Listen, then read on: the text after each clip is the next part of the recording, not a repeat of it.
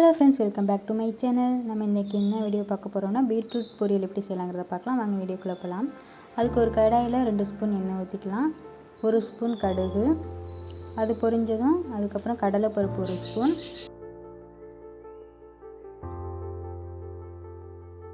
2 பச்சை மிளகாய், 2 கொத்து கருவேப்பிலை, இது எல்லாமே சேர்த்து நல்லா தாளிப்பு கொடுத்துட்டு அதுக்கப்புறம் 1 கப் வெங்காயம் நல்லா பொடிசாக கட் பண்ணி அதையும் போட்டுக்கலாம். எல்லாமே சேர்த்து நல்லா மிக்ஸ் பண்ணி நல்லா வதக்கி விட்டுக்கலாம். இது நல்லா வதங்கி வர ஸ்டேஜில் உப்பு ஒரு 1/2 ஸ்பூன் சேர்த்துக்கோங்க. தேவைப்பட்டால் அதுக்கப்புறம் சேர்த்துக்கலாம். துருவி எடுத்து வச்சுருந்த பீட்ரூட்டையும் சேர்த்துக்கலாம். இது 1 கப் சேர்த்துக்கிட்டேன். மொத்தமாக சேர்த்து எல்லாத்தையும் மிக்ஸ் பண்ணிக்கோங்க. நல்லா வெந்து வரட்டும். இது 5 மினிட்ஸ் அப்படியே மூடி சிம்மில் வச்சுக்கோங்க. சிம்மில் வச்சா கருகாது. நீங்கள் மீடியம் ஃப்ளேமில் வச்சா கருகிடும்.